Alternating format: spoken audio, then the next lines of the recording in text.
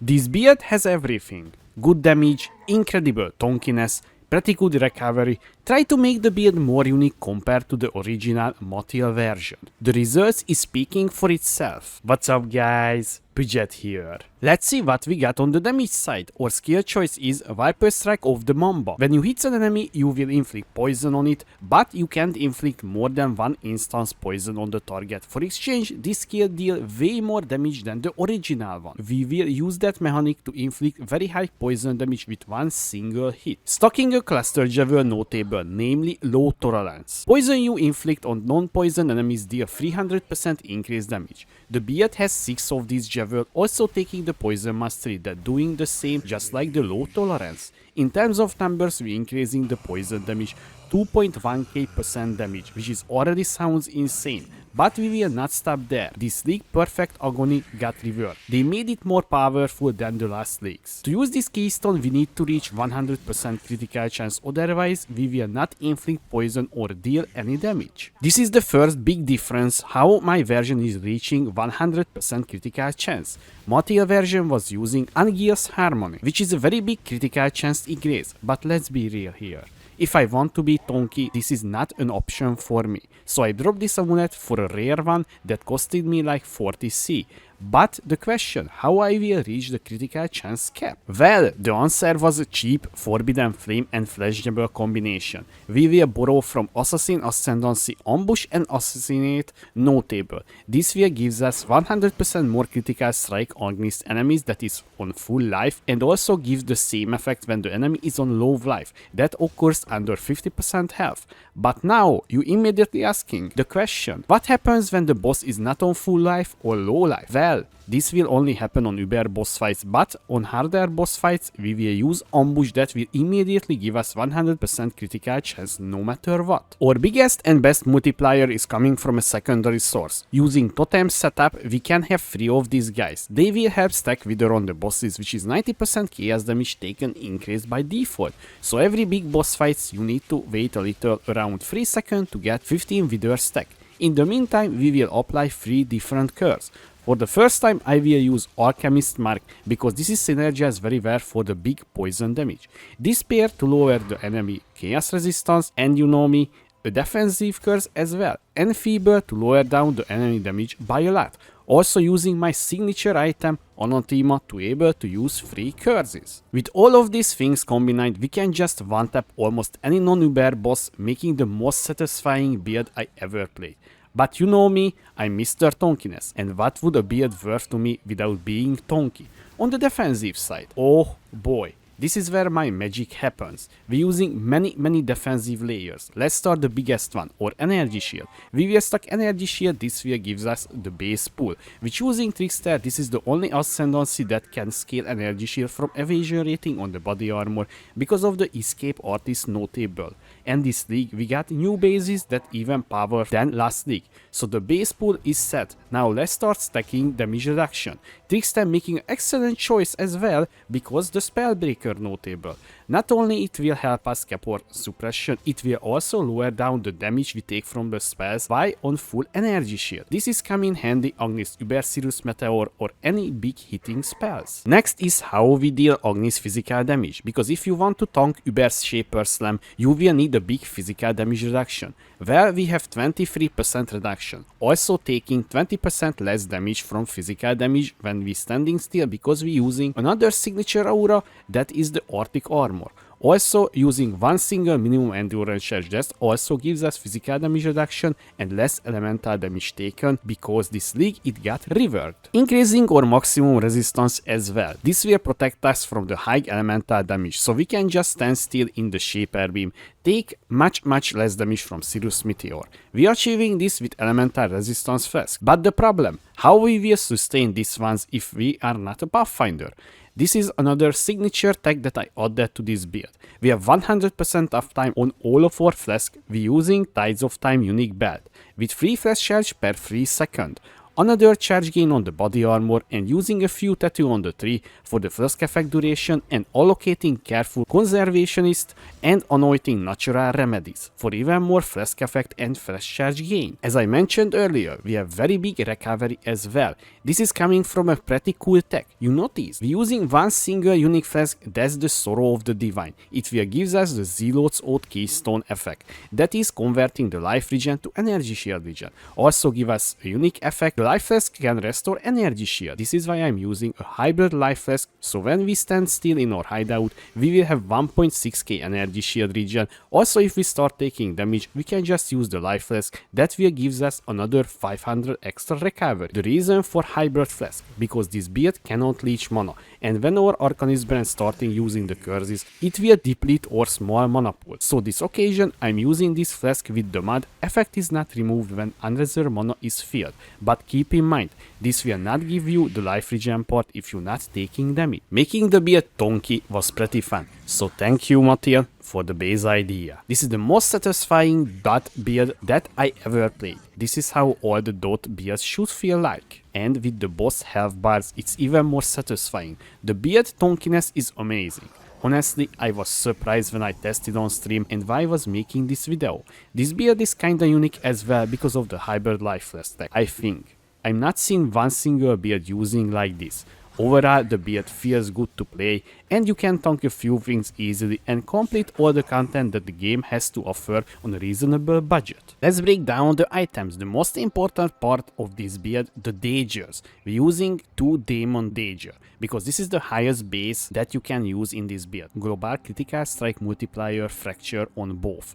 And this was making the crafting process much easier and much cheaper than the original Mathil version, because you know the price fixers was immediately started price fixing the weapons for it. So yeah, I was needed to come up with a cheaper solution, and the solution was the Fracture Critical Strike Multiplier, and I just started spamming highest physical damage essence till I hit some sort of hybrid increased physical damage and accuracy rating, as you can see here as well. And then just finished up. While you just mapping, you need to switch to the Bino's Kitchen Knife, because this is the best way to get clear in this build. We're using energy shield bases everywhere, and we're using a hybrid energy shield at evasion base body armor. We can scale energy shield from evasion rating on the body armor, so this gives us tons of energy shield, like 6k I think, or even more. I crafted on this one physical damage taken from his SKS damage. This is just free damage reduction against physical damage because we are CI build, and Flask gain a charge every 5 seconds, and if we combining with the Tides of Time belt, we will getting 4 charges every 5 seconds. This is where our Flasks is coming in. So we're using a Bismuth Flask with additional elemental resistance during effect, and using a Sapphire Flask with charge recovery and chance to avoid being stunned during effect. Also using a Topaz Flask with charge recovery and regenerate 3% life per second during effect. And because we're using the Sorrow Divine Flask, life recovery from Flask also applies to energy shield during effect, and also giving you the Zealots of Keystone effect. This life regen we are transitioning to energy shield regen. So basically right now we have almost 1.7k energy shield regen when we're standing still here, and we also can use the life flask as well, so this is giving us another 500 regen per second if you need it. Sage gloves, I know this is not the best base, but with the fracture this was much cheaper than the Warlock gloves, so this is why I'm using this one. And we're using global accuracy rating on this one, and non-wild strike skills target an additional nearby enemy. This is pretty useful on like Uber Cortex, or you know, Uber Elder, and just while you mapping as well, because by the way the global accuracy rating implicit is a must-have, because otherwise I couldn't reach 100% hit chance. This is pretty important to this build. Helmet, as you can see, the helmet is a Lich Circlet with tier 5 intelligence fracture. This is, I don't want to say it's an insane helmet. I seen much better, and you can see I have life on this one because unlucky slam, but hey.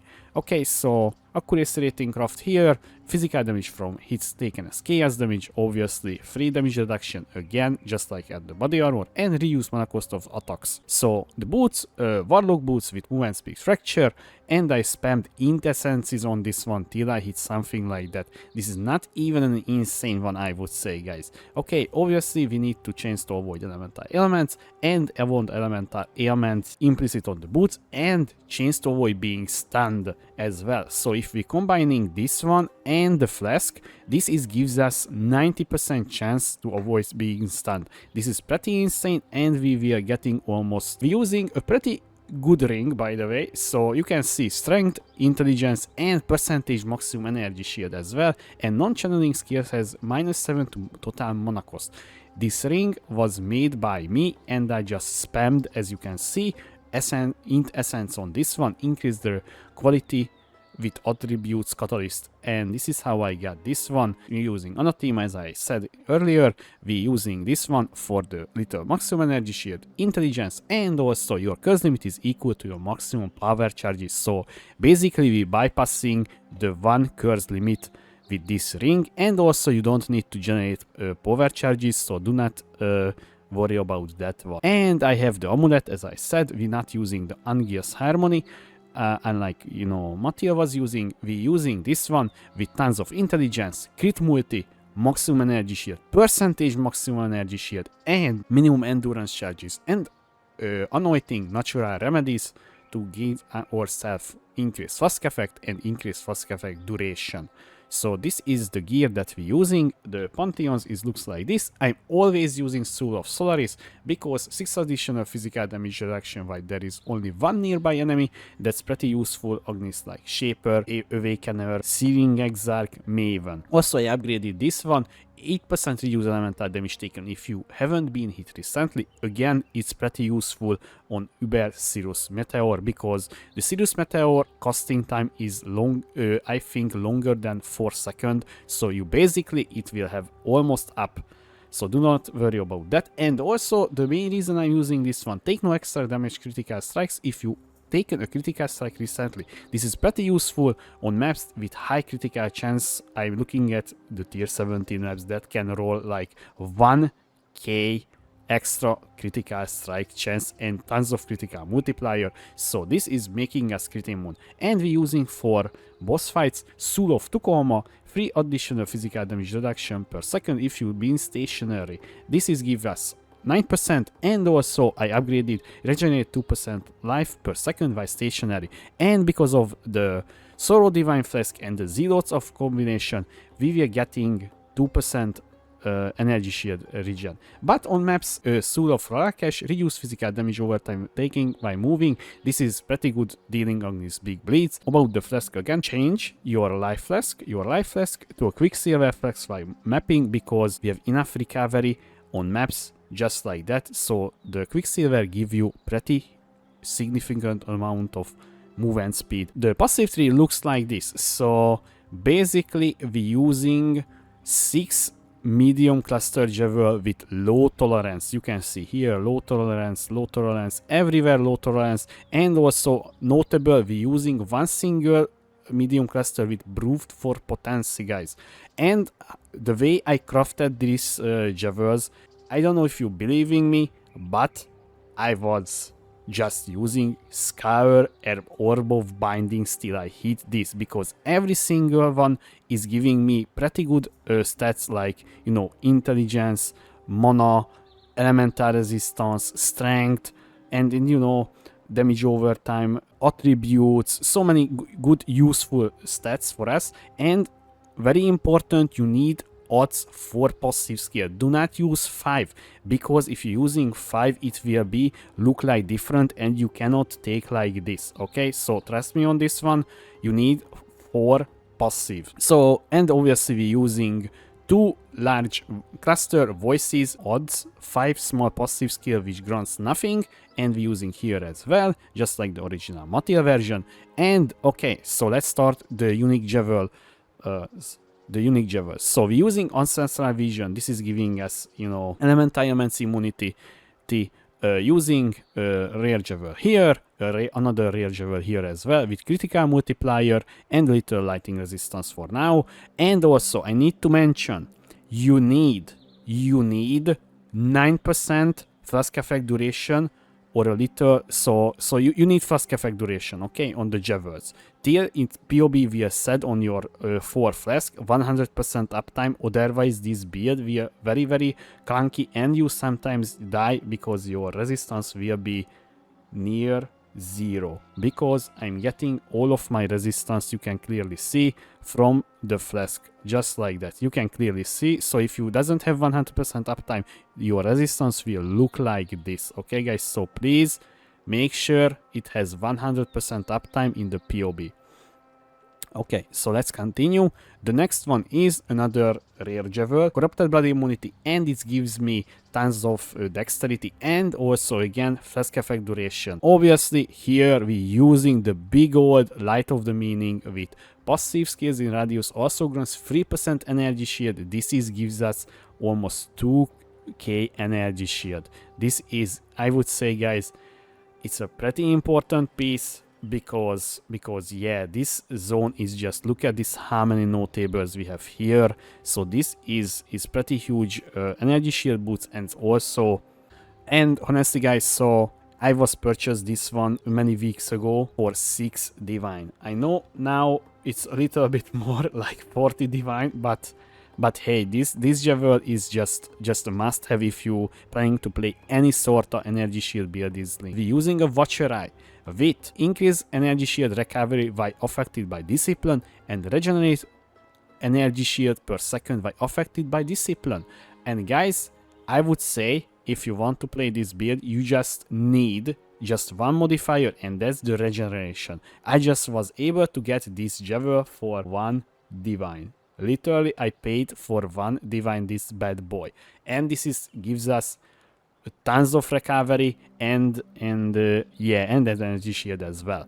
So the next one is, guys, this is how we getting 100% critical strike chance, and I think this is a pretty smart way to do that. So we're using a Forbidden Flame and Flash, allocates ambush and assassinate if you have the matching Forbidden Flame and Flash. So I using this one. This was very cheap, obviously before the video. I don't know how much will be after the video, and honestly I even got lucky with this shiny version.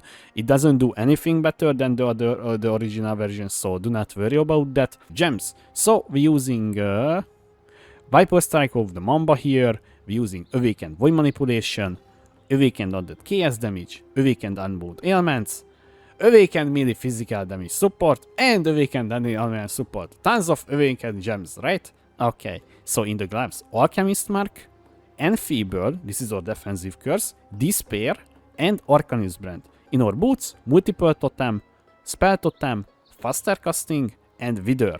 In our helmet or aura setup, Malevolence, Discipline, Enlighten level 3, Arctic Armor. In our weapon, Herald of Agony, Precision, and Enlighten again level 3, and we're using Frostblink, Ambush, and Whirling Blade. I hope you enjoyed this video about Mathil Viper Strike of the Mamba build feat Mr. Tonkiness. If you have any question, please leave a comment below, or you can find me on twitch.tv/Peugeot2. Also, I would like to say thank you for my Patreons for supporting me. Thanks again guys. Thanks for watching. I was Peugeot. See you next time.